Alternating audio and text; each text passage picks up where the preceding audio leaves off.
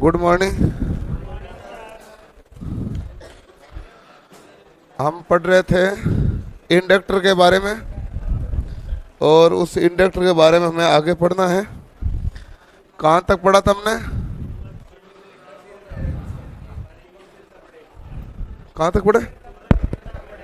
चुंबकशीलता mu के बारे में पढ़ना है। ओके, हाँ। चुंबकशीलता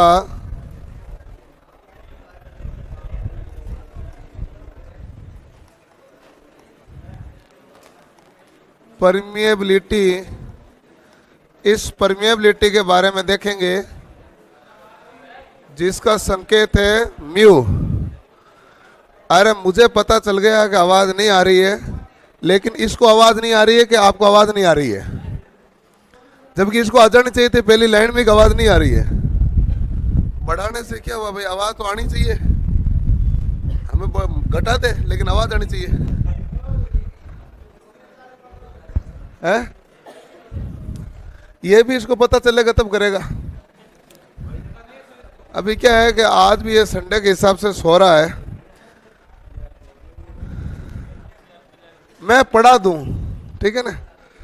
ये तब तक कुछ ना कुछ करेगा।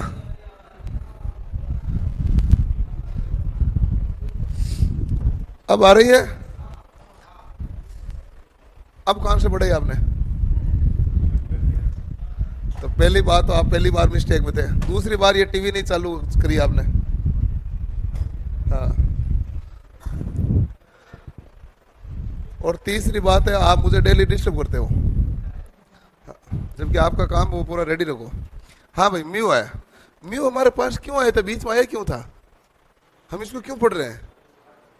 कहीं आया था क्या? कहाँ आया था? इंडक्टेंस के सूत्र में आया था। इंडक्टेंस का सूत्र लिखा था तो उसमें आया था N square mu naught into mu r into A बटा एल। तो मैंने ए तो बता दिया अनुप्रस्थ काट का क्षेत्रफल है, एल बता दिया लंबाई है, ठीक है ना, एन बता दिया चक्रों की संख्या है, म्यू चुंबकशीलता थी। अब चुंबकशीलता क्या होती है इसके बारे में इसलिए डिटेल जान रहे हैं ना? Okay okay. तो म्यू बराबर होता है म्यू नोट म्यू आर, ठीक है?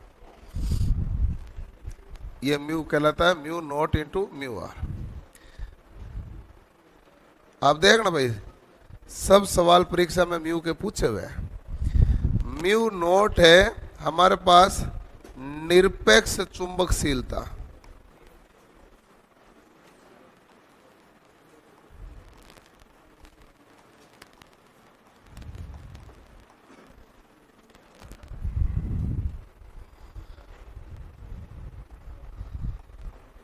म्यू आर है, सॉरी, म्यू नॉट निरपेक्ष चुंबकशीलता है। और इसके साथ में लिख देते हैं म्यू नॉट का मान है 4 पाई इंटू 10⁻⁻7 हेनरी प्रति मीटर। या इसको हम ये कह देते हैं निर्वात की चुंबकशीलता, सॉरी हवा या निर्वात की, हवा या निर्वात की चुंबकशीलता।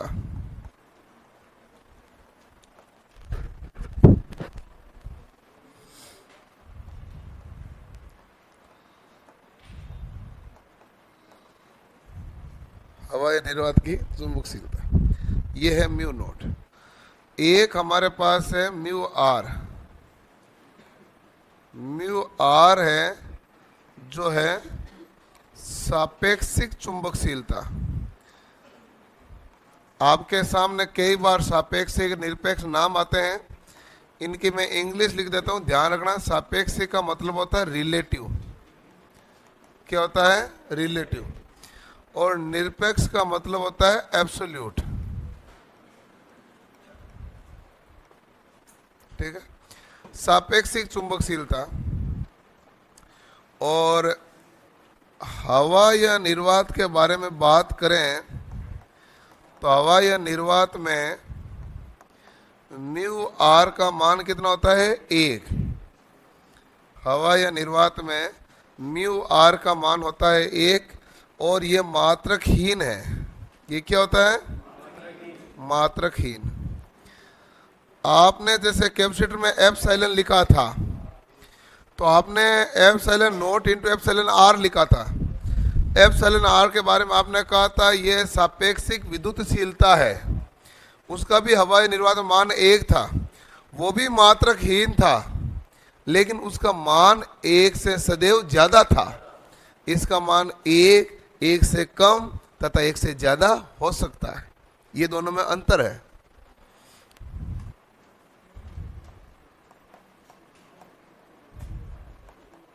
इसका मान 1 से कम,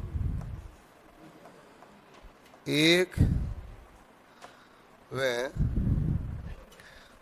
या 1 या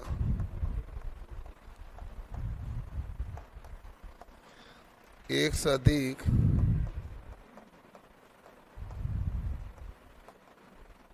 हो सकता है।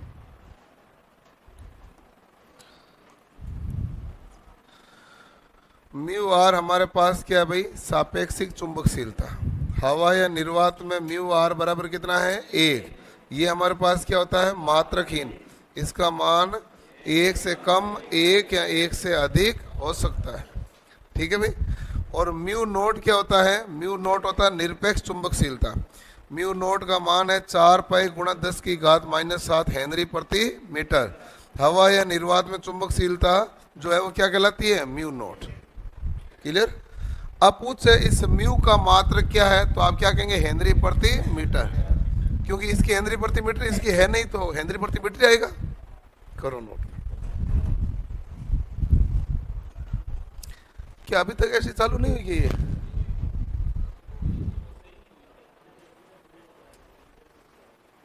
मंडे को क्या होता है, मतलब वैसे समझा नहीं मैं।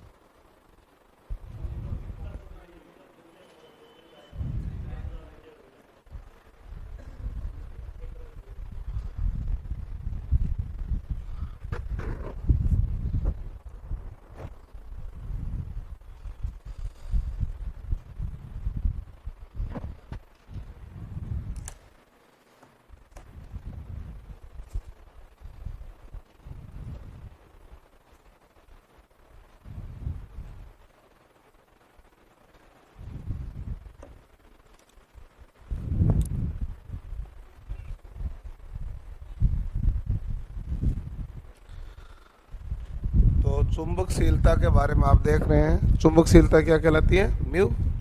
म्यू बराबर mu naught into mu R. इसको ध्यान रखना भी, ठीक है।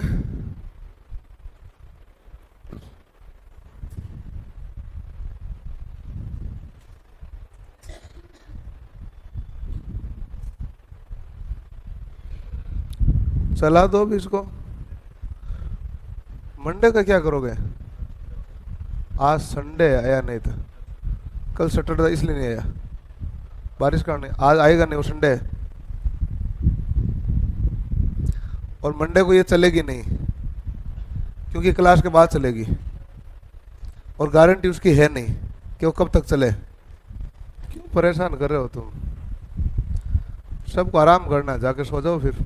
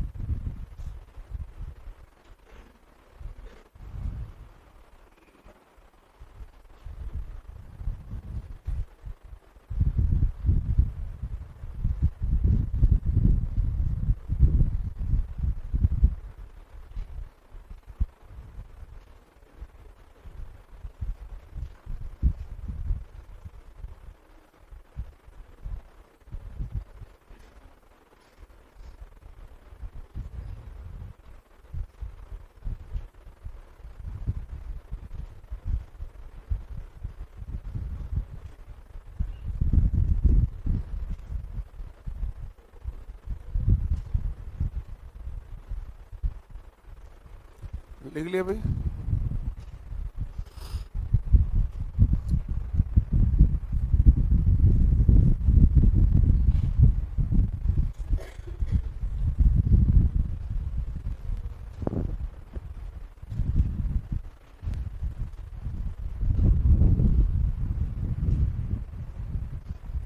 ओके, ठीक है। अब देखो, ये तो है हमारे पास चुंबकशीलता। इसके अलावा हमने देख लिया था स्व परिरक्त्व, देख लिया था स्व परिरक्त्व के अंदर आई थी चुंबकशीलता, उसको हमने देखा है। अब आगे देखते हैं।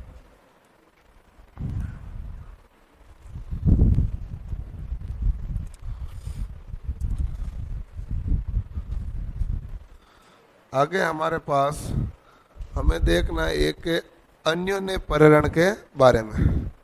अन्योन्य परिरण किसे कहते हैं? म्यूचुअल इंडक्टेंस,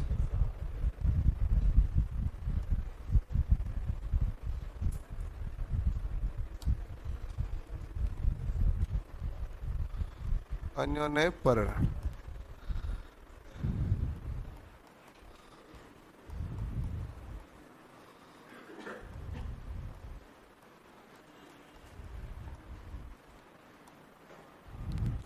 अन्योन्य परिण यानी कि म्यूचुअल इंडक्टेंस। अन्योन्य परिण ये होता है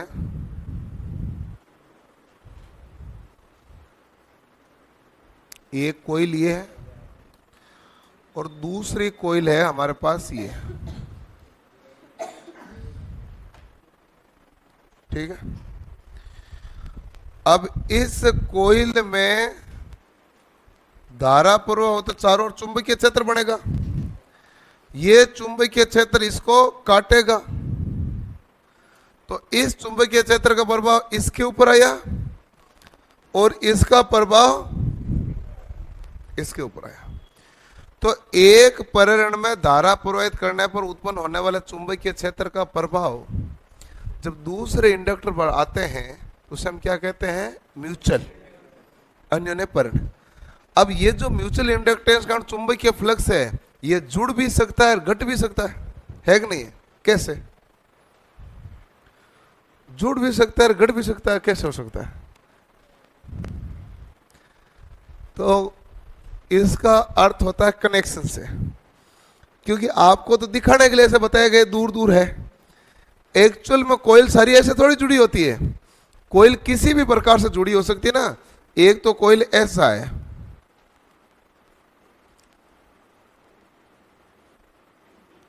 तभी तो प्रभाव आएगा। प्रभाव तो तब आया, इतना दूर कौन सा प्रभाव जाएगा? या फिर ये ऐसे भी जुड़ा हुआ हो सकता है। आप अपने उपयोग अनुसार बना सकते हैं ना। अब देखो, दोनों में एक ही प्रभाव थोड़ी है। यदि मान लो मैं यहां पर एंटर के समय डॉट करूं तो यहां पर भी एंटर के समय क्या हुआ? ठीक है। अब यहां एंटर के समय डॉट है, ये डॉट इसका यहां आ गया तो ये घटेगा, और यहां एंटर के समय डॉट करूंगा तो ये एंटर यहां है तो यहां डॉट क्या होगा? यहां जुड़ेगा।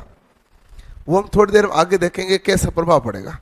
लेकिन हम केवल ये देखते हैं कि एक इंडक्टर में उत्पन्न होने वाले चुंबकीय क्षेत्र का प्रभाव जब दूसरे इंडक्टर पर पड़ता है तो उसे हम क्या कहते हैं? अन्योन्य परिण। एक का प्रभाव दूसरे पर आना, यही अन्योन्य कहलाता है। खुद का प्रभाव खुद पर आना तो स्वपरिण कहलाता है। आपका बैंक अकाउंट है, आपने पैसे डाले, आपने निकले, ये क्या है? स्वपरिरक्त है।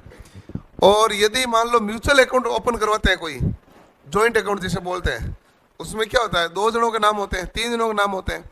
उसमें क्या होता है? एक पैसा डालो दूसरा निकाल सकता है, उसे क्या कहते हैं? म्यूचुअल। म्यूचुअल का मतलब एक का प्रभाव दूसरे पर आना, ठीक है। और इनके बीच में जो प्रभाव आता है उसको हम किस नाम से जानते हैं? म्यूचुअल। और म्यूचुअल को हम प्रतीक कहते हैं एम। म्यूचुअल का प्रतीक क्या होता है? एम। पूछे कि इसका मात्रक क्या है तो हम कहेंगे मात्रक वही है, हेनरी। मात्रक क्या है? हेनरी। और ये हमारे पास कहलाता है एक परिण का प्रभाव दूसरे पर आना क्या कहलाएगा? म्यूचुअल कहलाएगा। ठीक है, कर लो, नोट करो इसको। इससे हमारे पास म्यूचुअल से क्या बनेगा,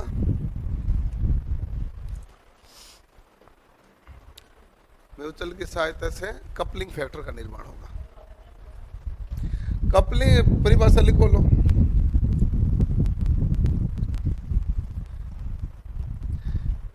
एक प्रेरकत्व में धारा प्रवाह करने पर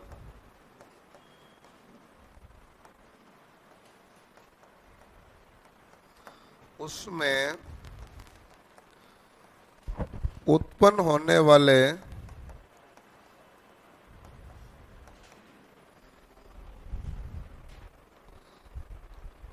चुंबकीय फ्लक्स का प्रभाव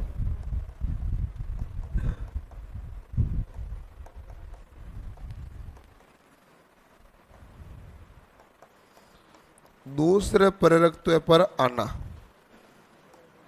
या दूसरे प्रेरकत्व पर होना, यही क्या कहलाएगा, म्यूचुअल। एक का प्रभाव दूसरे के ऊपर हुआ, इसे हमने क्या कहा, म्यूचुअल का। ठीक है?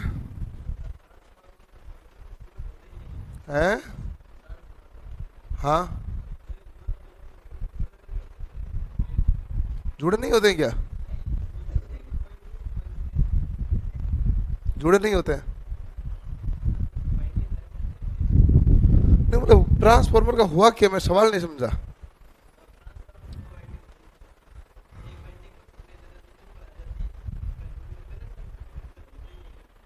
हाँ, नहीं होते हैं। कैसे आ जाती है? अच्छा, इसमें डाउट नहीं है ना? ठीक है। तुम्हारे क्या, मैं बता दूं, चाहे कोई भी बच्चा हो, तो आपको ट्रांसफॉर्मर सबको ये पता है सिद्धांत अन्योन्य प्रेरण का है। और ट्रांसफॉर्मर आपको याद इसलिए है क्योंकि ऊपर नाम क्या लिखा हुआ है, और इसका कोई कारण नहीं है। आपको कुंडली से रत्ती पर फर्क नहीं है कि नहीं है? ये लो,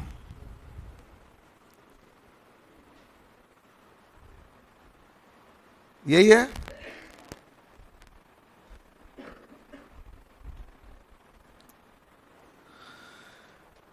यदि मान लो प्राइमरी में धारा ट्रांसफर करते हैं तो सेकेंडरी में सीधी धारा जाएगी क्या? नहीं, ये तो स्रोत से जुड़ा।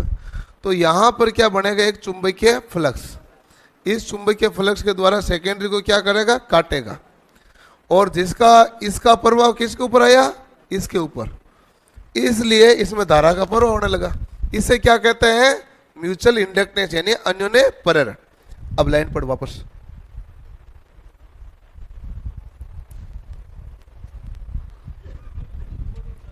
है? हाँ, चुंबकीय फ्लक्स है ये।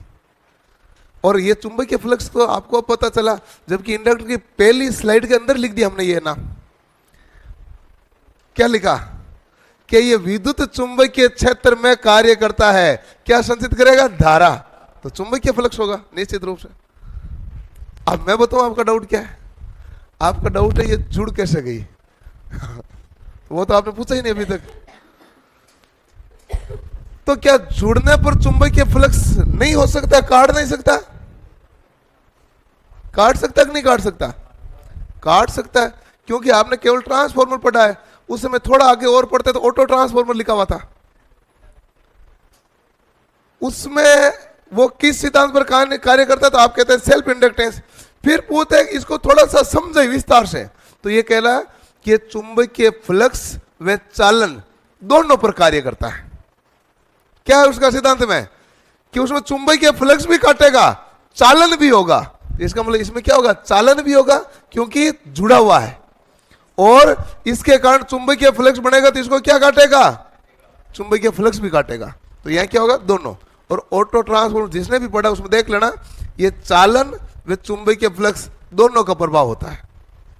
क्लियर? ऐसा मामला।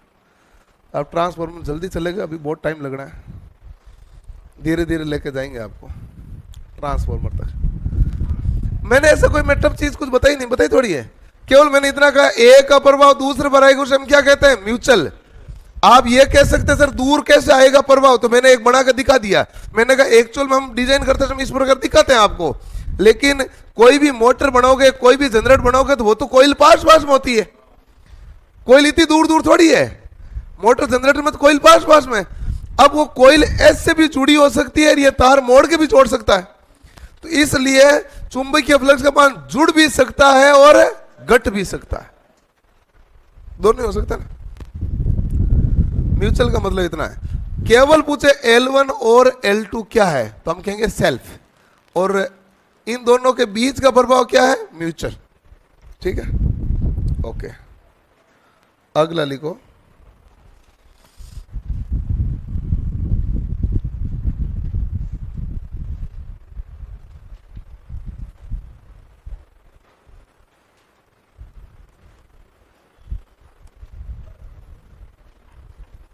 युग्मन गुणांक। अगला कौन सा है, युग्मन गुणांक। इंग्लिश में क्या कहते हैं, कपलिंग फैक्टर। कपलिंग फैक्टर का प्रतीक क्या है, के। कपलिंग फैक्टर का प्रतीक क्या है, के। ठीक है, ओके ओके।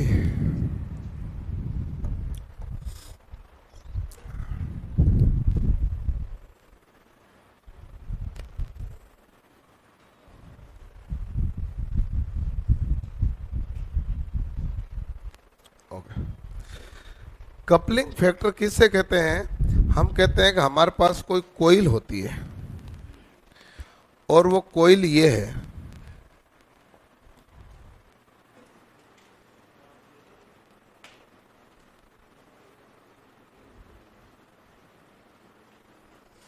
ये है L1, ये है L2, इन दोनों के बीच में प्रभाव आता है M, ये है म्यूचुअल। ठीक है, तो सेल्फ इंडक्टेंस और म्यूचुअल इंडक्टेंस के बीच में जो संबंध स्थापित करता है उसे क्या कहते हैं, कपलिंग फैक्टर। कपलिंग फैक्टर क्या, कपल का मतलब क्या होता है, जोड़ा। तो जहां भी आप कपलिंग लगाते हैं, चाहे ट्रैक्टर में कपलिंग लगाते हैं, दो चीज को जोड़ने के लिए लगाते हैं।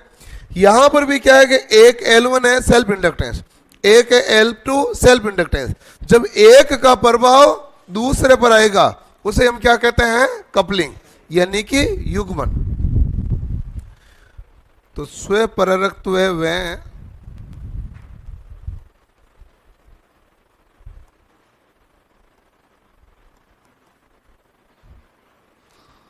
अन्योन्य पररक्त्व के बीच संबंध स्थापित होता है, यह संबंध बताता है।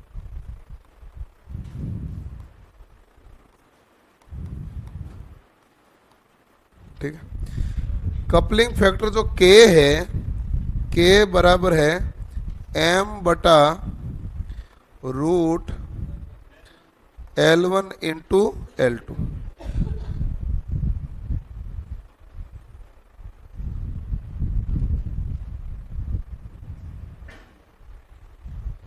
K बराबर M बटा रूट L1 गुणा L2, जहां पर L1 एंड L2 ये हमारे पास क्या है, स्वपररक्त्व है,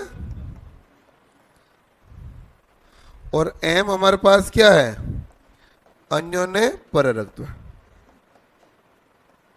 यही बात है। और K हमारे पास क्या है, कपलिंग फैक्टर। यदि K का मान 1 है तो ये कौन सी कंडीशन है, आदर्श। भाई जितना प्रभाव है पूरा का पूरा जाएगा ना प्रभाव, तब K का मान कितना आएगा, 1। ठीक है, और यदि मान लो K का मान 1 से कम है तो इसे प्रायोगिक कहते हैं। प्रायोगिक का मतलब प्रैक्टिकली, और प्रैक्टिकली का मतलब ही वास्तविक होता है। प्रैक्टिकली को तो वास्तविक कहेंगे। प्रैक्टिकली क्या है, ये तो K बराबर 1 होना तो आदर्श कंडीशन है। आदर्श कंडीशन का मतलब कोई लॉस हो ही नहीं। आदर्श कंडीशन का मतलब ये शुद्ध रूप से इंडक्टर है। क्या है, और इंडक्टर शुद्ध रूप से बढ़ नहीं पाता, क्योंकि आपने इंडक्टर बढ़ाते समय पहली लाइन नहीं सुनी। पहली लाइन ये थी, एक चालक तो को मोड़ कर इंडक्टर बनाया हमने। कैसे बनाया, तो उसमें प्रतिरोध तो है, प्रतिरोध 0 थोड़ी हो गया, तो शुद्ध रूप से कोई इंडक्टर हो नहीं सकता। इसलिए आदर्श कंडीशन तो कभी भी पॉसिबल नहीं हो सकती। प्रायोगिक होता है केस का मान एक से क्या होता है, कम। करो नोट। क्या हुआ?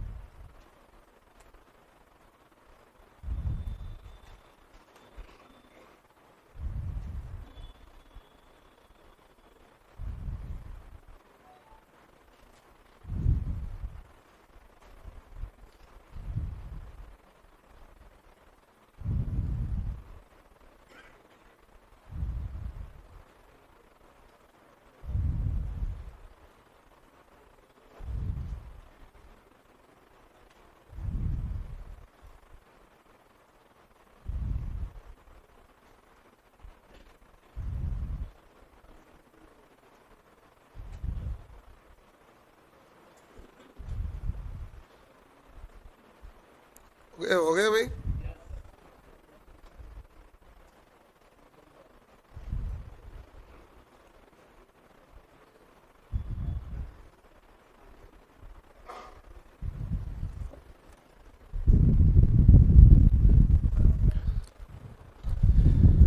हाँ, के बराबर एक होता है आदर्श कंडीशन। आदर्श का मतलब क्या होता है?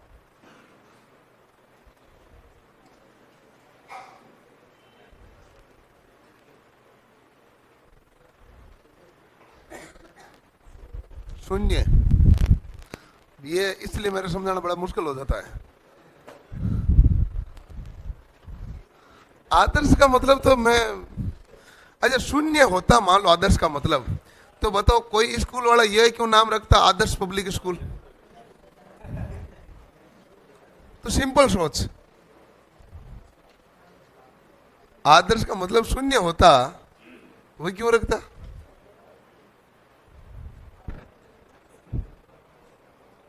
आदर्श का मतलब बता, मैं समझा तो दूंगा। आदर्श का मतलब नहीं पता?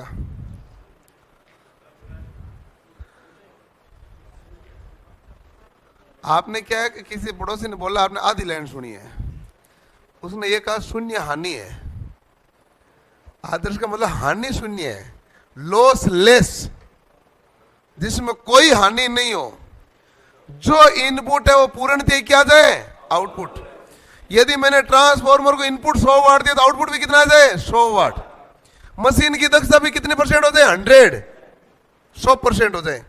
ठीक है, तू आज जो पढ़ा तुझे पूरे ही समझ में आ जाए, डिट्टो, उससे कहते हैं आदर्श। इसलिए मैं कहता हूं आदर्श तो पॉसिबल है नहीं, पूरा थोड़ी समझ में आ सकता है। 99% आ सकता है, 98 आ सकता है, 97 आ सकता है, 90 आ सकता है, 100 का 100 कभी नहीं हो सकता ना। आदर्श कंडीशन तो एग्जिस्ट ही नहीं करती, किसी मशीन में नहीं करती, किसी युक्ति में नहीं करती, क्योंकि उष्मा के कारण भी हानि होती है, प्रतिष्ठम के कारण होती है, प्रतिरोध के कारण होती है। इसलिए आदर्श कंडीशन है यदि मान लो कोई हानि नहीं हो तो के का मान कितना आएगा, 1। तो के बराबर क्या है, एम बटा रूट L1 इंटू L2।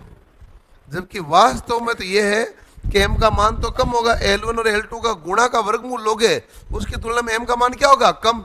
वो कहेगा यहां से जितना फ्लक्स है पूरा का पूरा थोड़ी काट लेगा, कुछ तो हवा में लॉस होगा। इसलिए कहते हैं प्रायोगिक मान क्या होता है, 1 से कम होता है प्रायोगिक। हाँ? नहीं, दे रखा होना कोई जरूरी नहीं है। मतलब मैं आपसे सवाल इतना पूछूं कि बताओ कि वास्तविक रूप में युग्मन गुणा का मान क्या होता है, के बराबर 1, के का मान 1 से कम, के का मान एक से ज्यादा कि कुछ भी हो सकता है, तब क्या बताओगे आप? अब सवाल वाला तो कैसे ही पूछ सकता है भाई, ये तो सिंपल सवाल है ना।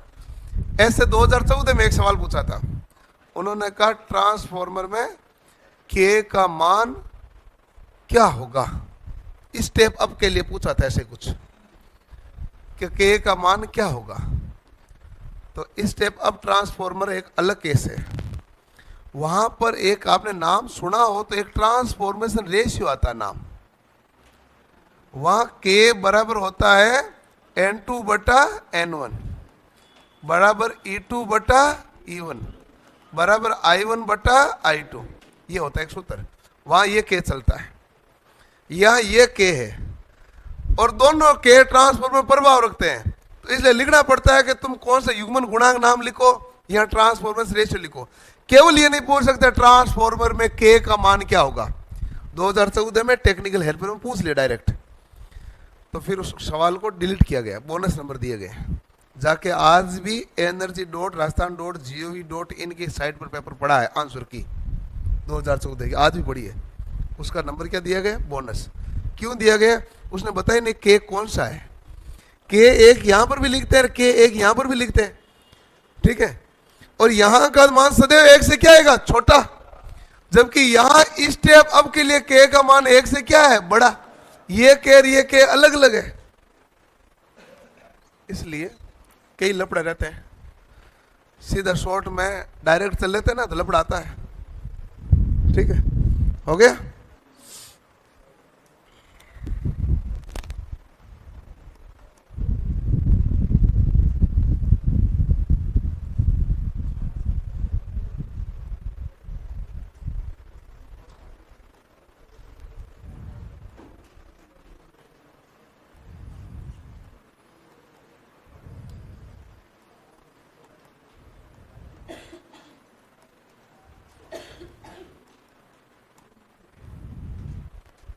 करो क्या था,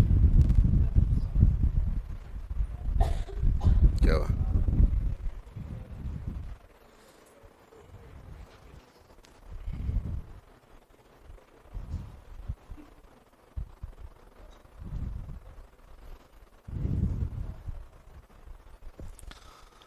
सवाल है कि सर हमें फिजिक्स तो अच्छे से समझ में आती है परंतु ट्रेड पढ़ने में कठिनाई का सामना करना पड़ता है।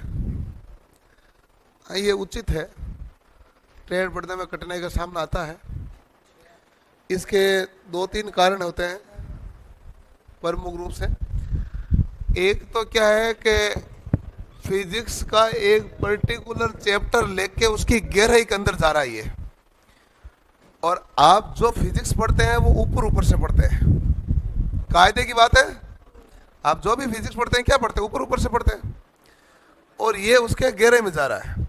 फिजिक्स में बहुत सारे चैप्टर है, उनमें से एक चैप्टर है विद्युत, और ये विद्युत के अंदर पूरी डुबकी लगा रहा है, ये 2 साल उस विद्युत में गुजार रहा है, तो ऑब्वियसली बात है गहराई के अंदर है। आप में से यदि कोई मैकेनिकल का है तो मैकेनिकल वाले फिजिक्स का एक टॉपिक लेते हैं यांत्रिकी, और उसकी गहराई में रहते हैं, कायदे की बात है वही, ठीक है। तो डिटेल में जाओगे तो टिपिकल कठिनाई महसूस होगी, और इसमें कोई, हाँ ठीक है, उत्तर तो सही है, समझ आ गया, इसमें कोई नया काम नहीं है। यदि गहराई महसूस हो रही है तब तक, कठिनाई महसूस हो रही है तब तक कोई नया काम नहीं है। ये तो ठीक है किसी ने बता दिया कि कठिनाई महसूस हो रही है, बाकी सबको हो रही है, ये बाय डिफॉल्ट मुझे पता है। मैं यही ढूंढ रहा था, मैं क्या किसका सवाल है, आपका था मेरा क्या इस मामले में तजुर्बा काफी है, मैं ढूंढ लेता हूं, मैंने कहा मैं डायरेक्ट नहीं पूछता ठीक है ना, तो कोई दिक्कत नहीं, मैं बताऊंगा ना। बेहतर अप्रोच इसमें इतनी होती है कि आप इस सब्जेक्ट को कितना टाइम देते हैं पढ़ने के लिए, टेक्निकल को कितना टाइम देते हैं, उसके बाद आप कितने सवाल हल करते हैं। जिसने जीवन में मैक्सिमम नंबर ऑफ क्वेश्चन हल किए हैं उसकी टेक्निकल सदैव स्ट्रांग रही है। जिसने थ्योरी बहुत पढ़ी है, सवाल हल नहीं किए हैं, उसकी थ्योरी हमेशा कमजोर रहेगी, क्योंकि वो चौथा चैप्टर में पहुंचता है तो वो सोचता है पहला भूल गया, उसको बैठा बैठा उसको कोई सवाल ही नहीं पूछ रहा, फिर भी उसको लगता है नहीं नहीं लग रहा है पहला भूल गया। ऐसा होता है, आप ले चेक करो ना। यदि आप सवाल करते हैं तो ऐसा लगना बंद हो जाता है। तो अप्रोच एक ही काम करती है जो करती है सवालों की। जिसने सबसे ज्यादा सवाल हल किए हैं उसकी टेक्निकल सदैव मजबूत रही है, चाहे वो डिप्लोमा पढ़ा हो, चाहे वो डिग्री पढ़ा हो, चाहे वो आईटीआई पढ़ा हो, चाहे कोई पढ़ा हो। आपको करना यही पड़ेगा, सबसे ज्यादा सवाल हल करने पड़ेंगे। सवाल हल करने पर भूलते नहीं है। मैं आपको एक और उदाहरण बताऊं। आप आधुनिक इतिहास पढ़ लो, कितना ही पढ़ लिया, आप आधुनिक इतिहास थोड़े समय में भूल जाओगे। ठीक है, आधुनिक इतिहास पढ़ लिया, उसके बाद उसके सवाल करो ऑब्जेक्टिव, फिर आप उसको जल्दी नहीं भूल सकते। इसका एक प्रमुख कारण यह होता है कि जिस समय हम सवाल करते हैं उस समय हमें दिमाग लगाना ही पड़ता है। यह हमारी मजबूरी है। बिना दिमाग लगे हम उत्तर कर नहीं सकते किसी का। और जहां दिमाग लगाया जाएगा वो चीज याद रहेगी। थ्योरी पढ़ते समय आप कोई दिमाग नहीं लगाते। थ्योरी में जैसे जैसे आगे से आगे लाइन लिखी आएगी, वो लिखा तो मैंने दी, इसलिए आप अलग से दिमाग क्या लगाएंगे? कुछ नहीं लगाएंगे। थ्योरी तो रेफरेंस हुई ना भाई। ऑब्जेक्टिव करोगे, दिमाग लगाओगे। जनरली आप देखते हो कि जो मूवी देखते हैं, और मूवियाँ आपने जीवन में सैकड़ों मूवियाँ देखी होगी, ठीक है। मूवी देखते समय आप कोई दिमाग नहीं लगाते।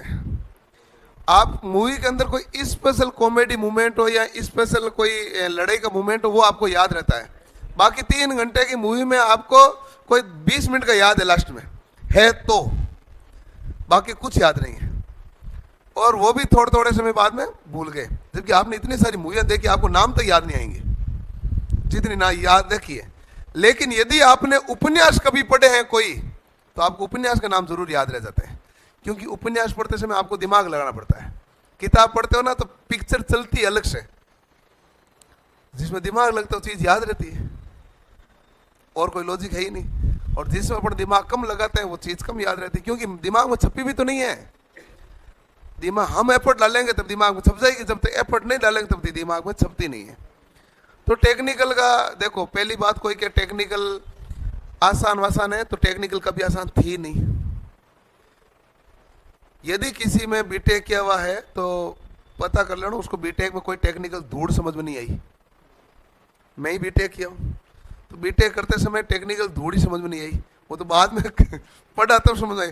आप में से के डिप्लोमा किए होंगे, उनको डिप्लोमा करते समय डिप्लोमा में कुछ भी समझ नहीं आया, वो लास्ट के 1 रात 2 रात पढ़ के पास हुए हैं सब, ठीक है। और यदि किसी को लगता है टेक्निकल आसान थी, तो वहां उनकी टेक्निकल बहुत अच्छी होती, जबकि ऐसा कुछ नहीं था। उनके सामने सब्जेक्ट आए, 25-30 सब्जेक्ट आए गए, आधों के तो नाम ही भूल गए, और जो नाम याद है उसमें कुछ याद नहीं है। ये एक्चुअल है, मैं एक्चुअल बता रहा हूं। आईटी के साथ भी ऐसा ही है। आईटी वाले को किस किस में क्या क्या पता, मुझे एक्चुअल में पता है। एक तो क्या है, यदि कोई आईटी गया और उसने प्रैक्टिकल किया है तो मेरे से सवाल पूछेगा, सर पंखा कितनी ऊंचाई पे लगाए, ये स्विच कितनी ऊंचाई पे लगता है। यदि उसने प्रैक्टिकल किया ना तो जनरली मेरे से ऐसे ऐसे सवाल करेगा। ये जो है ना, ये सॉकेट डाला है, इसमें फेज कौन सा है, न्यूट्रल कौन सा है, अर्थिंग कौन सा है, ये वो सवाल करता है जिसने वायरिंग के काम किए या प्रैक्टिकल किए, वो सवाल पूछेगा। जिसने थोड़ी बहुत थ्योरी पढ़ी है, और यदि मान लो प्रदीप्ति चैप्टर पढ़ा है, तो मेरे से ये पूछेगा सोडियम वेपर लैंप में प्रकाश का रंग क्या होता है। आपका सवाल इतना ही है, आपके टोटल सवाल निकालूं तो 20 सवाल में इतने आपको आता है, ठीक है। तो उसका रंग कैसा होता है। बाकी किसी को मैंने मेरे से आज तक किसी ने ये नहीं पूछा कि प्रदीप्ति की दक्षता क्या होती है, किसी को लेना देना है ही नहीं। डेप्रिसिएशन फैक्टर क्या होता है, सोडियम वेपर लैंप में प्रकाश का रंग कैसा होता है, उससे बड़ा लेना देना होता है। नहीं पढ़ाया नहीं, गलत बात है, पढ़ाया नहीं जाता है, आप जाते नहीं, दो अलग अलग चीज है। आईटी कॉलेज वाले कहां से पढ़े, जबकि आप एडमिशन लेते समय शर्त ये रखते हो कि मैं आऊंगा नहीं। अब बताओ फीस कितने लोग एब्सेंट लगाओगे नहीं।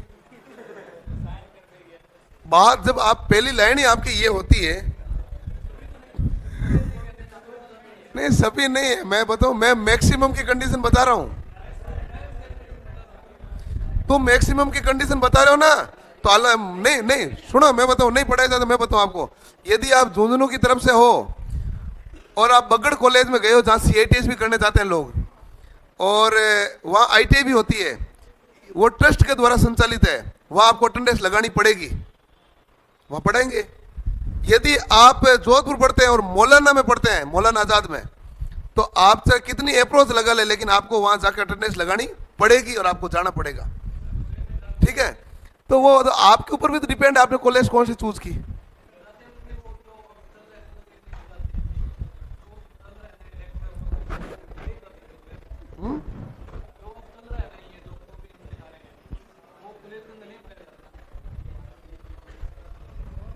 तो बहुत खुश नसीब हो, उनको इतने पैसे दिए फिर भी नहीं पढ़ाए, मुझे कम पैसों में पढ़ा रहा हूँ पूरा। अच्छी बात है ना। देखो भाई, मैं जो पढ़ा रहा हूँ ये आपको ITI में नहीं पढ़ाया गया, उसमें मेरा कोई रोल है नहीं। ये जो मैं पढ़ा रहा हूँ ये परीक्षा के बाहर करने, इस चीज की गारंटी है। रामायण वो किसी के पास खोल के देख लो, सवाल आया हुआ पड़ा है, और इसके न्यूमेरिकल इस बेस पर 3 या 4 न्यूमेरिकल रामायण बुक में पढ़े हैं, गारंटी शुदा।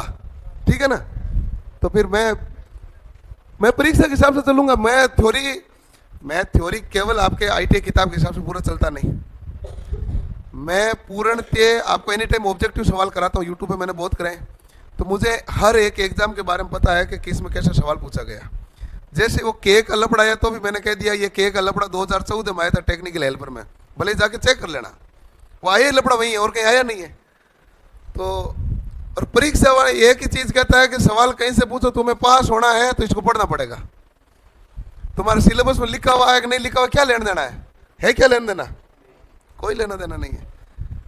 कंप्यूटर अनुदेशक का पेपर हुआ, मैं बार बार कहता हूं, राजस्थान में कंप्यूटर अनुदेशक का पेपर हुआ, बेसिक कंप्यूटर अनुदेशक, सीनियर कंप्यूटर अनुदेशक। सीनियर का पेपर आसान आया था, बेसिक का टफ आया था। बेसिक में सीटें थी 9,800 समथिंग, और भरी गई है 7,000 2,000 तो पति खाली रह गए, 40% नंबर ही नहीं है लोगों के। जो पेपर है, जो सिलेबस है, बहुत हाई लेवल का दे दिया, तो पेपर कैंसिल हुआ क्या? नहीं। कट ऑफ नीचे की क्या? नहीं। उन्होंने कहा मिनिमम 40% चाहिए तो चाहिए, अब नहीं आए तो नहीं आए, पद खाली रख दी उन्होंने।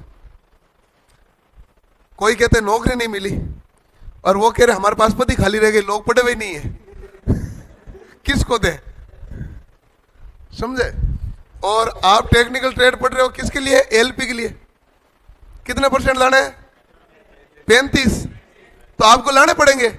यदि पेपर टफ दे दिया तो भी 35 लाने पड़ेंगे, आसान दिया तो भी 35 लाने पड़ेंगे। आसान दिया तो आपकी खुशी रहेगी कि आपको कम एफर्ट में 35% लाए, और टफ दिया तो आपने ढंग की मेहनत की तो ही 35% ला पाओगे। अच्छा, अगला पेपर आसान देगा टफ देगा, इनमें से आप में से किसको पता है? किसी को नहीं पता।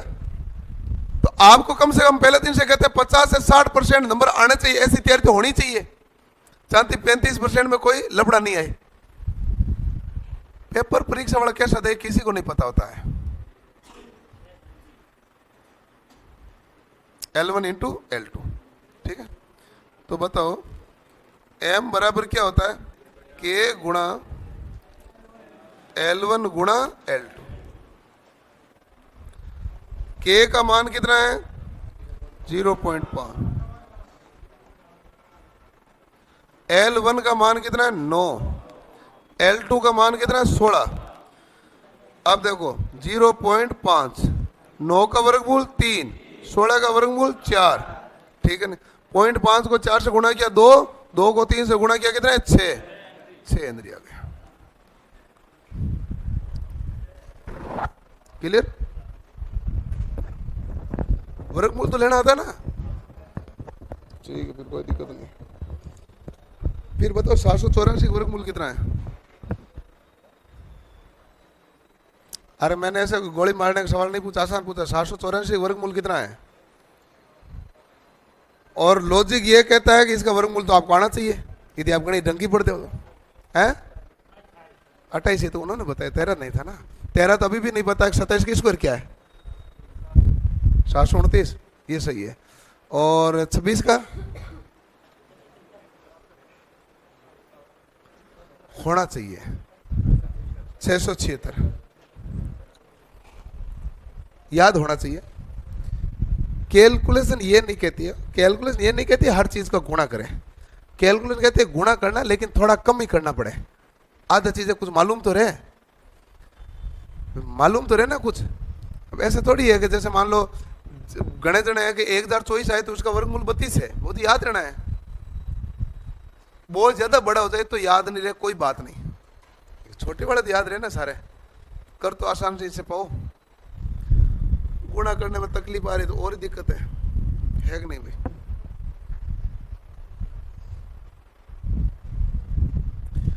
बताओ 26 को 28 से गुणा करने पर क्या आता है?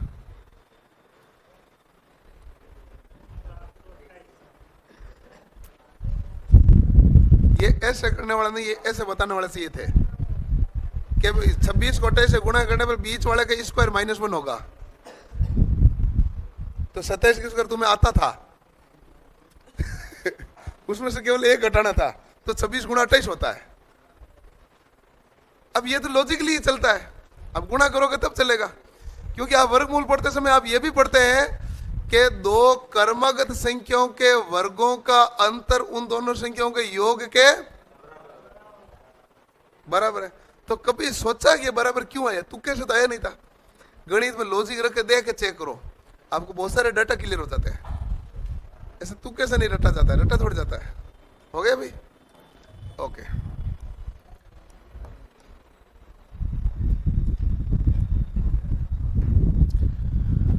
अगला सवाल है L1 बराबर 18 मिली हेनरी, L2 बराबर 8 मिली हेनरी, M बराबर 9 मिली हेनरी। बताइए के का मान क्या है?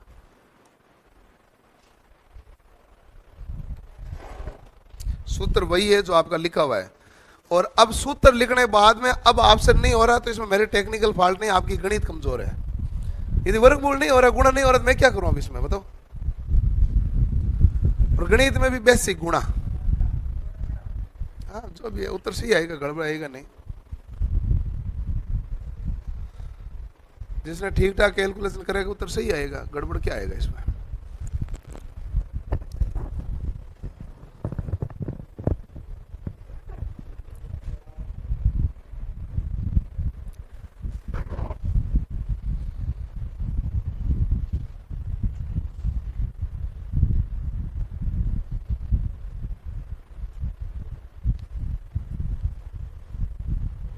सप्ताह में एक दिन की छुट्टी क्या करो? छुट्टी नहीं होने के कारण पढ़े हुए रिपीट नहीं कर पा रहे हैं। अरे ये रहने दो तुम, पहली बात तो मैंने आपको पहले भी क्लास में कहा था कि मैंने कहा आप क्लास में संख्या नोट कर लेना। संडे को हमेशा 80% बचाएंगे, 20% नहीं आएंगे। मैंने आप उस हॉल में पढ़ते तब भी मैंने यही बोला था। आज भी चेक कर लो, आज कोई लेट आने वाला कोई आया क्या? कोई लेट नहीं है। जो आया टाइम पे आगे, कोई 5-10 मिनट आए तो आगे, बाद में कोई नहीं आया और कोई नहीं आता है। ये संडे का रूल है। संडे को सब आराम करना चाहते हैं, रिपीट करने के लिए कोई संडे को छुट्टी नहीं मांग रहा है। रेगुलर क्लास चलती है तो एक दिन की छुट्टी रखना चाहिए। फिर उसमें छुट्टी में आप क्या करेंगे? रिवीजन करेंगे। नहीं नहीं, मैं समझता हूं ना बात हो। अरे मैं जानता हूं रे, मैं पहली बात तो तुम ये सोचो कि मैं फास्ट तरीके से पढ़वाता हूं नहीं, इसलिए मेरा फटाफट सिलेबस कराना उद्देश्य कभी था नहीं। दूसरी बात है कि मैं इन क्लासरूम में बैठ के पढ़ के काफी साल फिर यहाँ आया हूं, तो मुझे पता है कि रिवीजन कितना होता है, पढ़ाई कैसे होती है, ये भी पता है। तीसरी बात इंपॉर्टेंट मैं आपको ये बताऊं कि रिवीजन करता है तो आपको मैं हमेशा कहता हूं क्लास में जो पढ़ा है रिवीजन आपको घर पे जाकर तुरंत करना चाहिए। आपका आधा घंटे में होता है। आप यदि उसको 3 दिन नहीं पढ़ते हैं तो उसको 1.5 घंटा पढ़ना पड़ेगा। और जबकि यदि आप जितने भी जयपुर रह रहे हो, मैं 5% बच्चों के बारे में बात नहीं कर रहा, 95% के पास पढ़ने के लिए कोई काम नहीं है।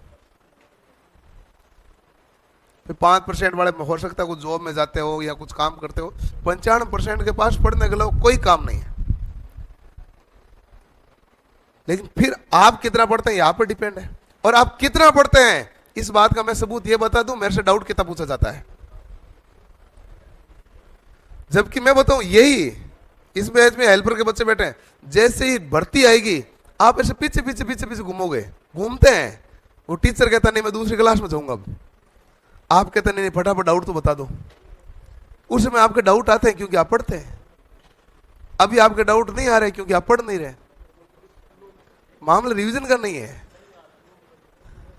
मामला तो अलग गैप का है। करो सर, रिवीजन में करा के भेज रहा हूं ना। पहला सवाल मैंने कराया, दूसरा आपको करा रहा हूं, रिवीजन है। बताओ उत्तर कितना आया? 0.75, 3/4 आ गए सबके। तो इसमें आपको केवल इतना ही करना पड़ा कि 18/144 का वर्गमूल 12 होता है, और कुछ नहीं करना पड़ा। के बराबर m/√L1 इंटू L2। ठीक है, m का मान कितना है भाई? 9। अब ये भी मिली, ये भी मिली, ये भी मिली, मैं मिली नहीं लिखूं तो भी चले, और लिखो तो लिख दो भले, कोई दिक्कत नहीं। 9 गुणा 18 इंटू 8, 9। 18 गुणा 8 कितना हुआ? 144, और 144 का वर्गमूल कितना हुआ? 12। 9/12 क्या है? 3/4। बताओ के का मात्रक क्या है? मात्रकहीन। जाके लिखो थ्योरी में, के मात्रकहीन है।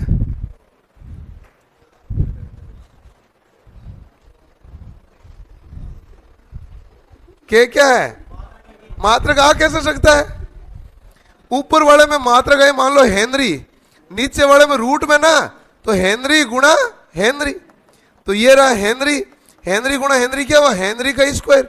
हेनरी के स्क्वायर का वर्गमूल वापस क्या है? हेनरी। हेनरी से हेनरी कट गया, मात्रकहीन हो गया कि नहीं हो गया? तो के क्या है? मात्रकहीन। ठीक है, अरे कोई नहीं, तरीके से आराम से चीजें देखो भाई। जहां जहां न्यूमेरिकल पूछा जा सकता है वहां गुंजाइशें देखनी पड़ती है ना। लिख दिया?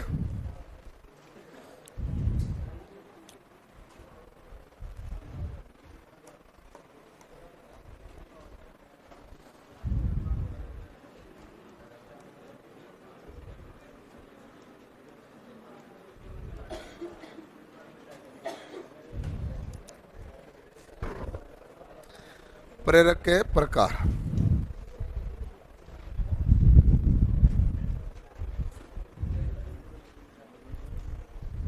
आवाज नहीं भाई।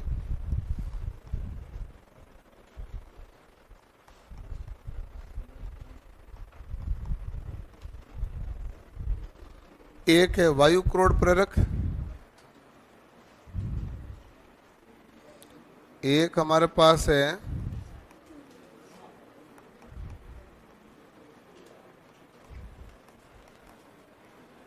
लोहा क्रोड प्रेरक,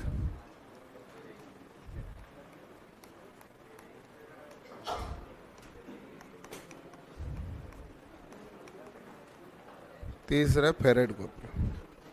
हमारे पास प्रेरक कितने प्रकार के हैं? 3।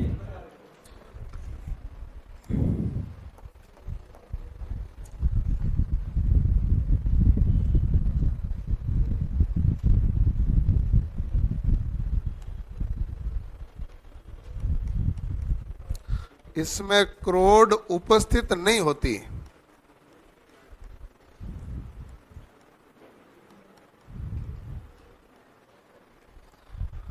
जहां क्रोड उपस्थित नहीं होती वहां कौन सा होता है भाई? वायु क्रोड। भाई क्रोड है ही नहीं तो क्या हवा में लपेटा गया?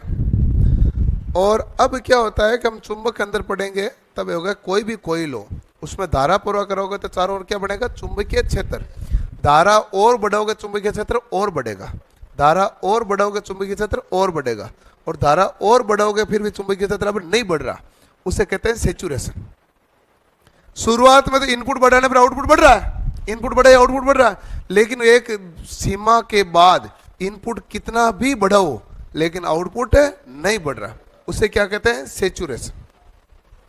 उसे क्या कहते हैं? सैचुरेशन। तो सैचुरेशन की कंडीशन आ जाए तो वायु क्रोड प्रेरक में चुंबकीय क्षेत्र को बढ़ाया जा सकता है क्या?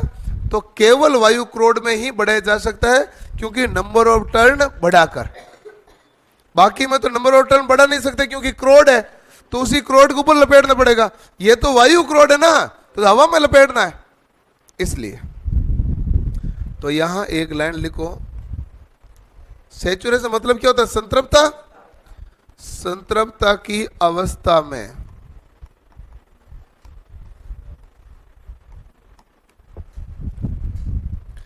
संतृप्तता की अवस्था में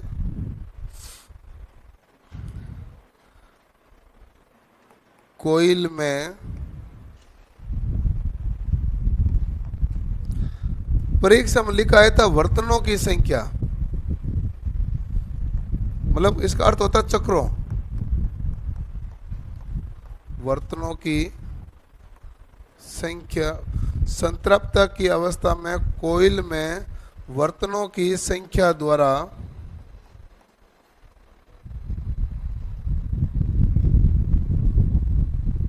चुंबकीय क्षेत्र को बढ़ाया जाता है।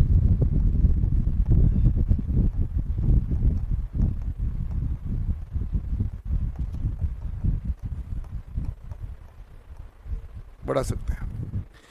लोहा क्रोड प्रेरक में आप इतना ही लिखोगे, सर्वाधिक इसी का उपयोग किया जाता है। सर्वाधिक उपयोग लोहा क्रोड का मतलब है, हम क्या है कि स्टील काम लेते हैं ना, स्टील में क्या होता है, लगभग मात्रा में क्या होता है, लोहित होता है। लोहा प्लस कार्बन के द्वारा क्या मिलता है? इस्पात। तो वो लोहा क्रोड हुआ। मोटर तथा जनरेटर में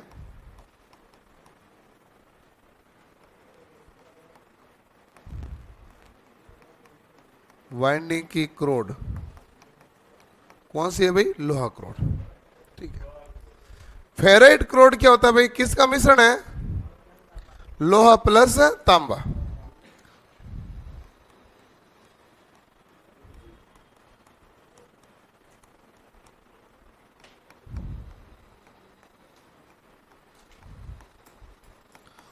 उच्च आवृत्ति में उपयोग किया जाता है। और ध्यान रहे, उच्च आवृत्ति में ये ऑप्शन में नहीं हो, ये तो एक नंबर पे, ये यदि ऑप्शन में नहीं हो तो उच्च आवृत्ति में किसका प्रयोग करेंगे? वायु।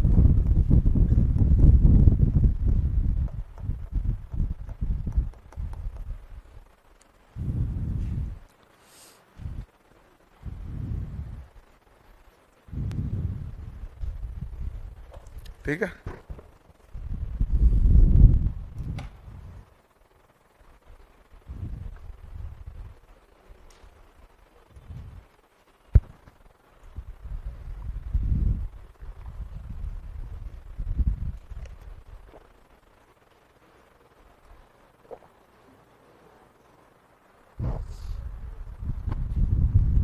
उच्च आवृत्ति में उपयोग करते हैं तो आप कहेंगे ट्रांसमीटर एंड रिसीवर में।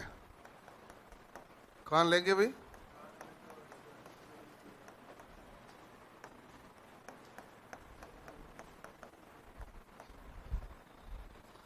और इसका उपयोग नगण्य रूप से होता है, नहीं के बराबर करते हैं वायु क्रोड का।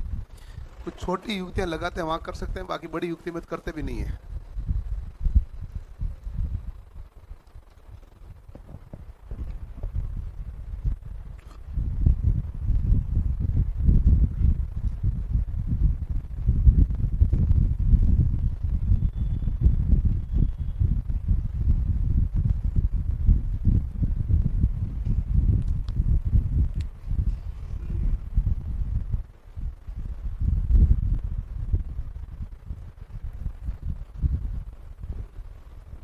तो अब यहाँ तक किसी का कोई भी डाउट है तो डाउट पूछ लो, सवाल है तो सवाल ले आओ। अपने सवाल हल किए होंगे वो ले आइए, कोई दिक्कत नहीं है। हाँ, कल मुझे किसी ने पर्ची दी थी, मैं कराया नहीं था वो तो।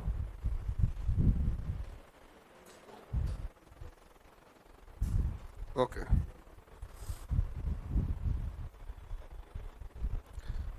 ये सवाल मैंने वैसे प्रतिरोध में कराया था, लेकिन मैं आपको बता देता हूँ। आर बटा चालकदार लंबाई एल है, प्रतिरोध आर है, चालकदार को वर्त की आकृति मोड़ दिया जाता है। ठीक है।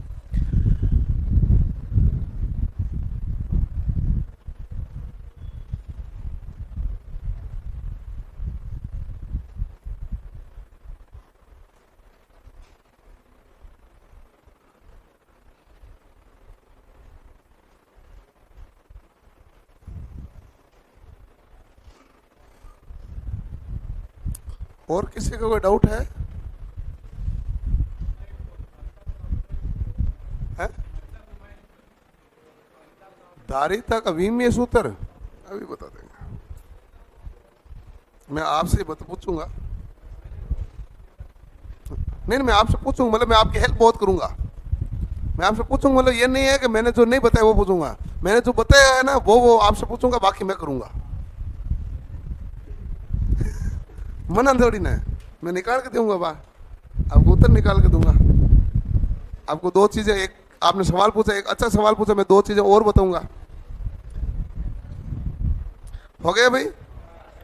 ठीक है भाई। एक इन्होंने, एक इनके सवाल है, एक इनके सवाल, मैं ले लेता हूँ सबके। लिख लिया? अरे जल्दी करो ना फिर।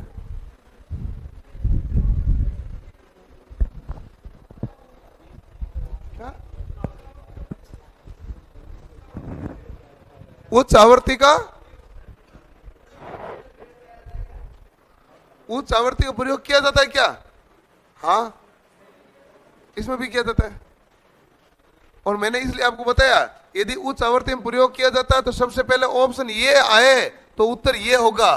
फिर मैंने ये बोला यदि ये नहीं आए ऑप्शन में तो उत्तर क्या होगा, ये पूरा बताया मैंने आपको। फिर लिखा यहां।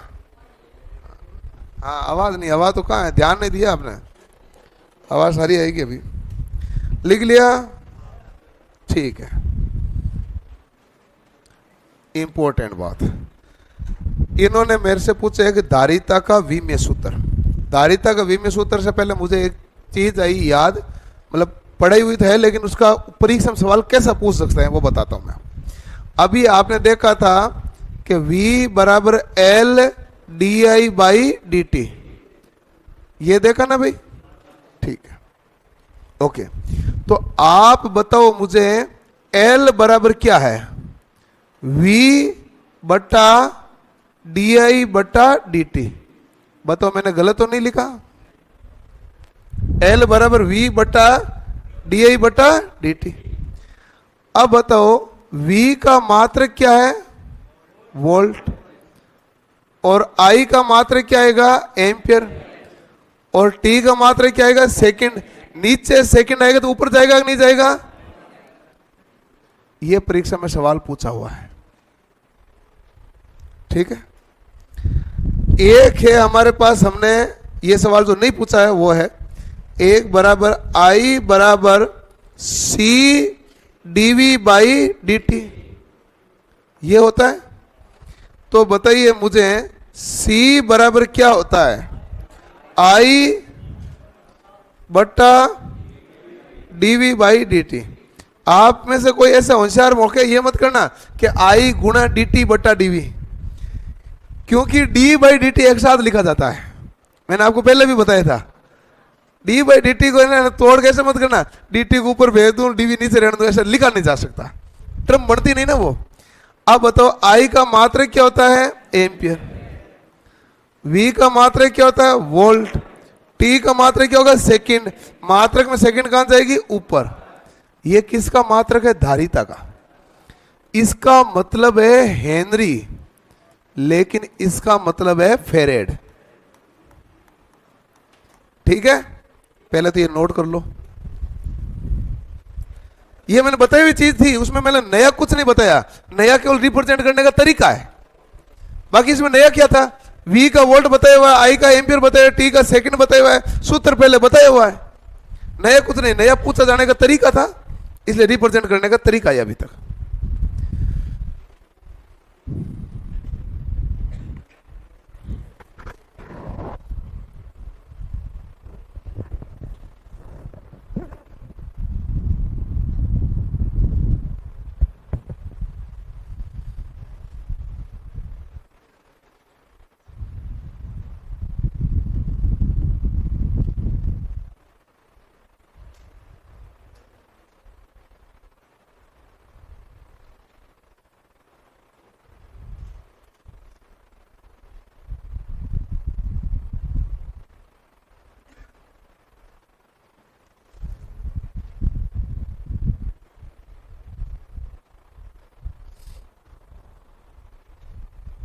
थोड़ा जल्दी लिखो भाई,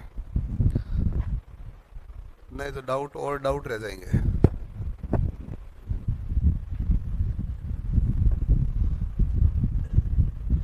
हाँ, डी बाई डी टी अवकलन होता है। डी बाई डी टी अवकलन की राशि है। एक जिनके 12वीं में गणित थी उनके डेल बाई डेल टी भी आया था। इसे कहते थे पार्शियल डिफरेंशिएशन। आता था, बहुत सारे आते थे, बहुत चलते थे ये अवकलन और समाकलन।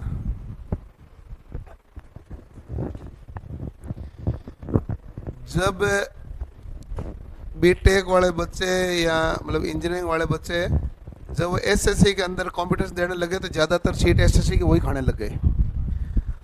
जब वो उन्होंने आरएस का एग्ज़ाम देना शुरू किया तो ज़्यादातर आरएस की सीट खाने लगे। आईएएस के एग्ज़ाम देते हैं तो उसमें भी ज़्यादातर मेडिकल वाले और इंजीनियरिंग वाले सीट खा रहे हैं। तो बताओ क्यों? क्योंकि उनकी सीटिंग पावर बहुत होती है। ये रियलिटी यही है। उनको लास्ट टाइम में भी फाइट करना, तो उनके अंदर कॉन्फिडेंस भी बहुत होता है। इंजीनियरिंग किया हुआ बंदे के अंदर, मेडिकल किए हुए बंदे के अंदर कॉन्फिडेंस इतना होता है। एक तो वो देखो क्लास में पहले से होशियार थोड़े तो होता ही है, तभी वो साइंस में गए हैं। तो पहला तो उनको बेनिफिट वो था ही।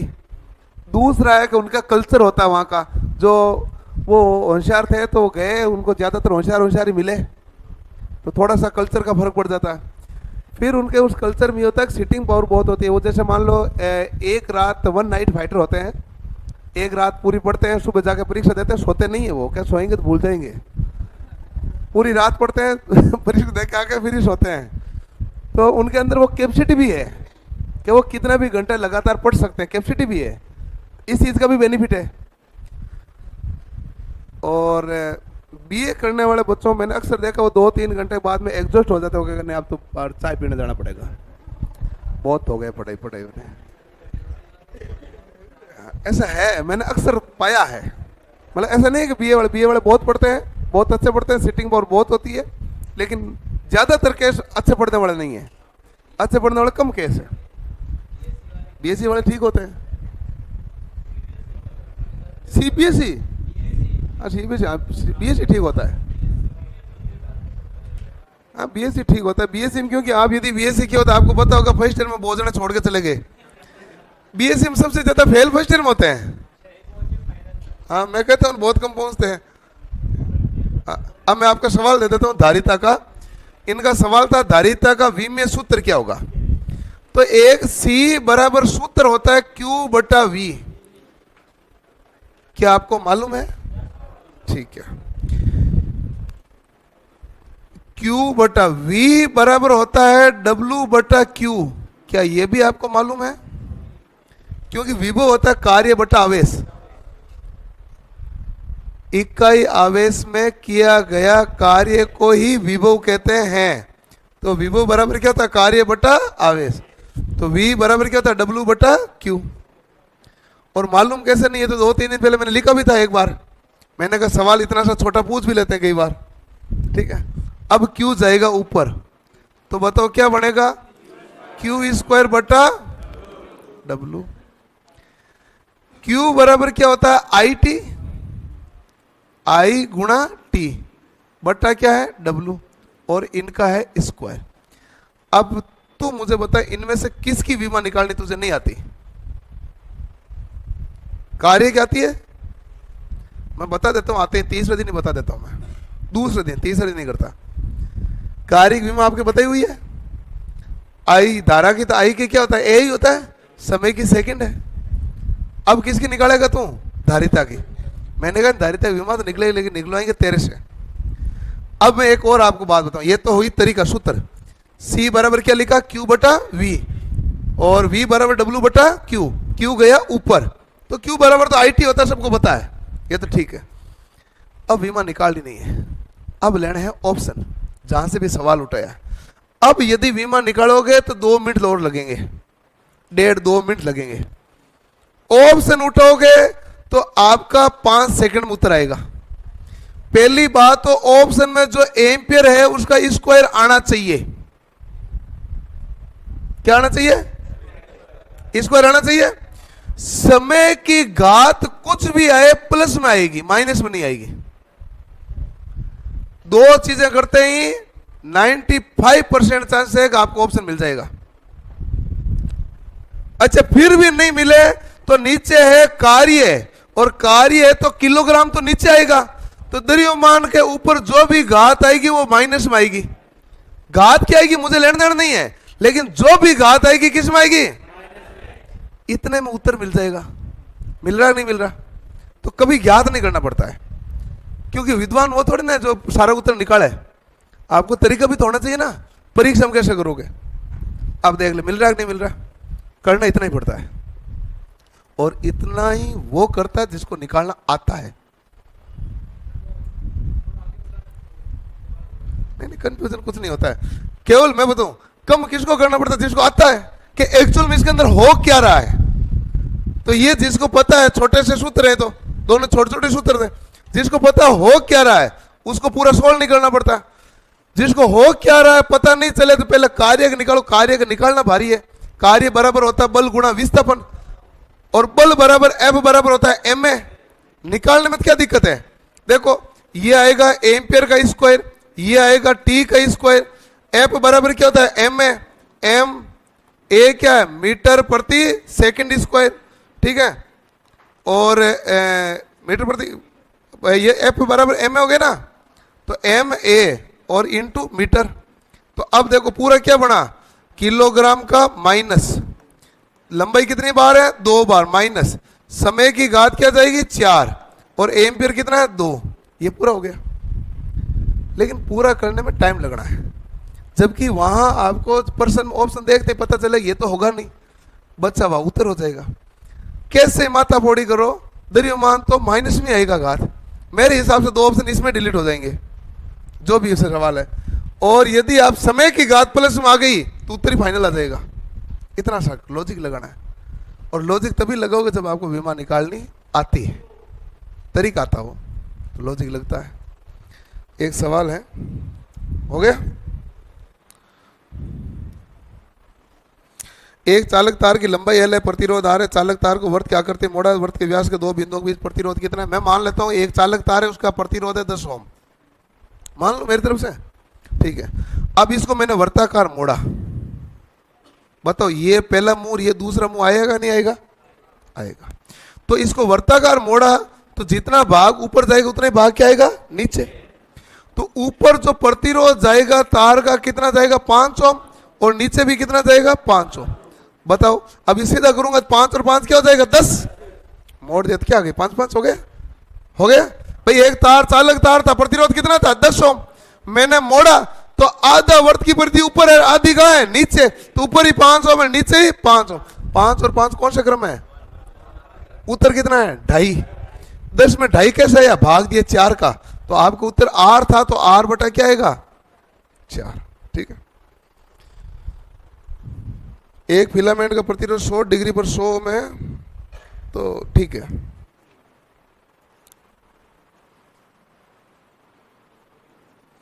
वैसे तो थोड़ा सा सवाल में कम समझा हुआ है, लेकिन T1 बराबर दिया इन्होंने एक सवाल में 100 डिग्री सेल्सियस। R1 का मान इन्होंने दिया 100। इन्होंने अल्फा का मान लिखा है 0.005। अब अल्फा है जो 0 डिग्री सेल्सियस पर है, 100 डिग्री सेल्सियस इन्होंने लिखा नहीं है। यदि तापमान गुणांक ये है तो किस तापमान पर प्रतिरोध का मान 200 ओम हो जाएगा? T2 का मान कितना डिग्री होगा, प्रतिरोध कितना हो जाएगा? 200। ये सवाल था। सूत्र इसका ये था R2 बराबर R1 1 plus alpha T2 minus T1, यही था। R2 का दिया कह रहा है 200 और R1 क्या कह रहा है? 100। 1 प्लस अल्फा है 0.005, T2 हमें ज्ञात करना है, T1 का मान क्या है? 100। यही है। 2 0 से 2 0 कैंसिल, तो 2 बराबर गुणा कर दो 1 प्लस 0.005 T2 माइनस 100। अब 1 इसमें घटाओगे, 2 में से 1 घटाओ क्या आएगा? 1 0.005 T2 माइनस 100। 0.005 इसके नीचे आएगा, तो तो 1/005 बराबर क्या आएगा? T2 minus 100। पॉइंट हटाए हटाए तो 1000 है, 1000 में 5 का भाग दिया, 1000 में 5 का भाग दिया तो कितना है? 200। तो आपके पास क्या बना? 200 बराबर T2 माइनस 100। बताओ T2 बराबर कितना है? 300। तो सीधा सूत्र में कैलकुलेशन करनी है, कैलकुलेशन ही थे। कंफ्यूजन थोड़ी, इसमें कोई कंफ्यूजन वाला कोई नहीं था। सेम डिटो टाइप से सवाल कराया हुआ है, कंफ्यूजन कहीं नहीं था, कोई उत्तर नहीं मैच हुआ होगा। और कोई सवाल किसी का है? वायु क्रोड काम कहाँ आता है? वायु क्रोड छोटी युक्तियों में काम आता है। आवर्ती का है तो ट्रांसमिशन रिसीवर में काम में ले सकते हो। आवर्ती है, ज्यादा आवर्ती तो ट्रांसमिशन रिसीवर में काम में ले सकते हो, लेकिन छोटी युक्तियों में प्रयोग करते हैं। बड़ी युक्तियों में वायु क्रोड हम प्रयोग करते नहीं है। रेडियो व्यतिकरण क्या होता है?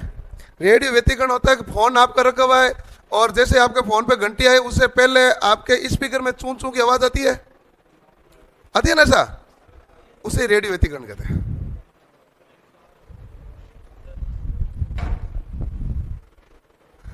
वो एक्चुअल में रेडियो व्यतिकरण है, रेडियो सिग्नलों का डिस्टर्ब होना। अपना मोबाइल कौन सी फ्रिक्वेंसी चलती है? मेगाहर्ट्ज गीगाहर्ट्ज है, तो रेडियो फ्रिक्वेंसी का डिस्टर्ब होना रेडियो व्यतिकरण है। ठीक है। अब रेडियो व्यतिकरण और किस में होता है? ऐसा तो बहुत सारा प्रभाव ट्यूबलाइट में भी आता है। हाँ, ऐसे रेडियो व्यतिकरण का प्रभाव का एक और उदाहरण बताऊं मैं आपको। सवाल वायरिंग पूछा जाता है कि जो आप वो क्या कहते हैं उसे, कौन सा रूम कहते हैं जिसमें ये थिएटर रूम आपके लिखा था ना, थिएटर रूम की वायरिंग जो करते हो उसकी वायरिंग जो पावर केबल से स्पीकर की वायरिंग अलग क्यों करनी पड़ती है? तो आप कहेंगे व्यतिकरण के प्रभाव को हटाने के लिए, इसलिए करनी पड़ती है। कौन सा सवाल है? किधर पढ़ूं मैं मोड़ दिया तो सवाल, मैं मोड़ दिया तो मोड़ दिया, लेकिन आपने पन्ना कौन सा अच्छा दिया गया? तू ये खुद तो सोच।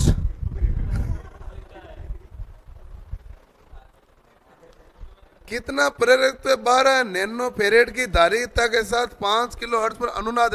अनुनाद मैंने आगे पढ़ूंगा। अनुनाद की कंडीशन ऐसी थ्योरी में आती है एक्सएल बराबर एक्सी। एक्सएल बराबर एक्सी में करूंगा, अभी तो करे नहीं, आगे पढ़ूंगा ना ऐसी थ्योरी में है? इसमें पढ़ा होगा, लेकिन आपको क्लास में पढ़े हुआ है, जो भी 10वीं वाले बच्चे हैं उनके भी पढ़े हुआ है। अनुनाद में, अनुनाद किस में पढ़े? ऐसी थ्योरी में लास्ट में आया कि नहीं आया? और अनुनाद की कंडीशन थी एक्सएल बराबर एक्सी, एफ बराबर 1/2 pi root LC. R1 R2 R3 है और शॉर्ट कर दिया तो क्या होगा? इसमें सिर्फ R2 छोटा किया, R1 R2 R3 सबसे छोटा है, इसमें सिर्फ R3 छोटा किया।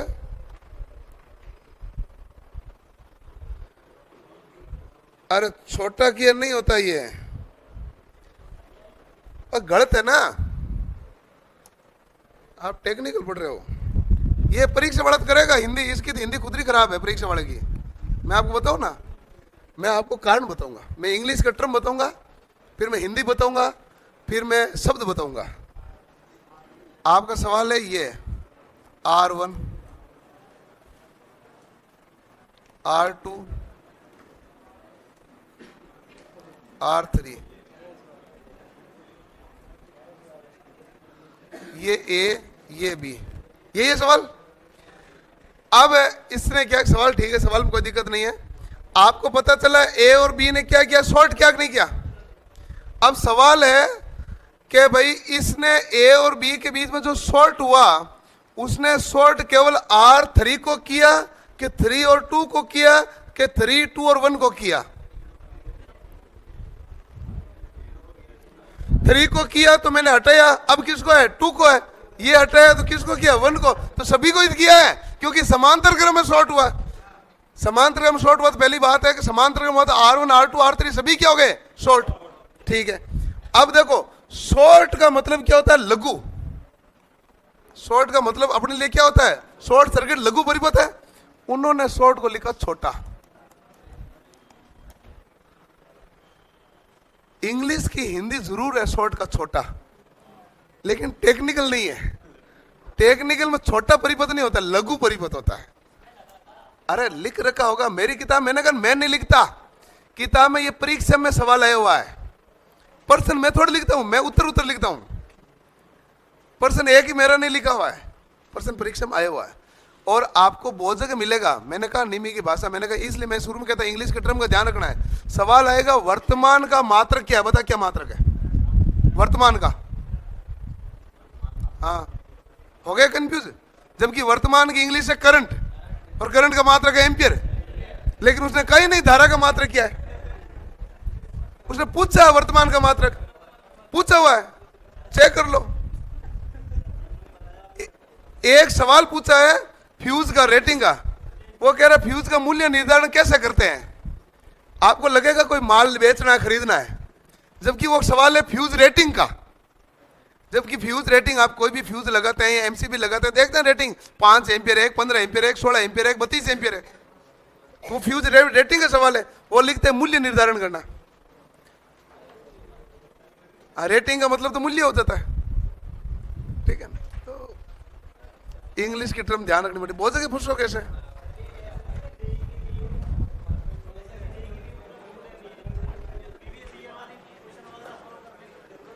मैं करूंगा सारे, वो तो ऐसे भी करूंगा, मैं यूट्यूब पे भी करूंगा। वो तो मैं 5-7 दिन बाद शुरू होने वाला हूँ, शाम को 8 या 9 बजे करूंगा।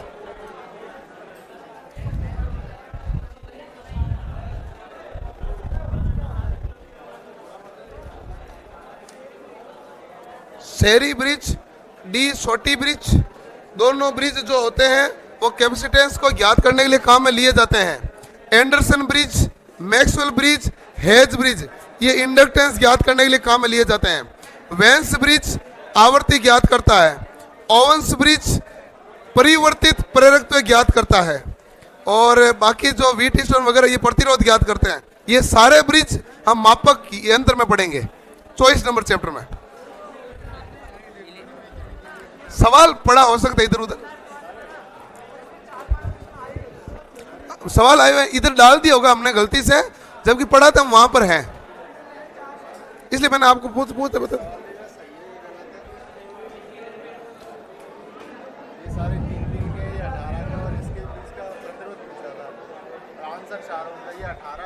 ये 18 है, मैं बता सकता हूँ कितना है, ठीक है ना। 3 है ना, 3 9 18 9 गुणा 18 बटा 27, 27 में भाग दिया आपने 9 का 3 और 3 हो गए 6, ठीक है ना। और 6 और 3 6 गुणा 3 18 बटा 6 3 9, उत्तर 2 आएगा। उत्तर 2 ही आएगा ना। 3 है तो इसका अंदर वाले का डेल्टा बनाओगे तो क्या बनेगा 9 9 9, तिगुना हुआ। 18 9 कौन सा क्रम आया, समांतर में। 18 9 समांतर में आया तो कितना हुआ, 1 मिनट, 9 गुणा 18 बटा 9 प्लस 8 27, 9 का घाटा 3 बटा 6, और सही है। तो ये आया 6, इधर भी 6 इधर भी 6, 6 और 6 कितना हो गया 12, और 12 और ये 6 क्या समांतर में, 12 गुणा 6 बटा 12 प्लस 6 12 का 72 बटा 18 4 है। इसको स्टार को डेल्टा बनाना पड़ेगा, 9 9 9 का बन जाएगा। अभी तक यही है। किताब मार्केट में है कहाँ, यही है, ले आओ भले। उसमें उत्तर सारे गलत दिए, क्या पढ़ोगे, मेरे पास पढ़ी इसलिए मैं बता नहीं पा रहा हूँ, उसमें उत्तर गलत दिए हुए हैं। आप इसमें ना 60% सिलेबस इलेक्ट्रीशियन का मैच कर रहा है, एक बार इनको पढ़ लीजिए। मैं अलग से सवाल उनमें छांट के मैं दे दूंगा जिसमें उत्तर सही हो, क्योंकि आपको पता चलेगा नहीं और उसमें उत्तर दिए हुए हैं गलत। ये डिटेल सॉल्यूशन लिखा हुआ नहीं है, केवल आंसर लिखा हुआ है ABCD, उसमें डिटेल सॉल्यूशन लिखा हुआ नहीं है ना, तो इसलिए वो गलत में काफी है। क्या किसका टाइम टेबल, जय शाम को, ये सवाल आपका है, क्या सवाल है, तो पहले देना। अब ये तो बड़ा सवाल है, तुरंत तो कैसे करूँ मैं, सवाल बड़ा।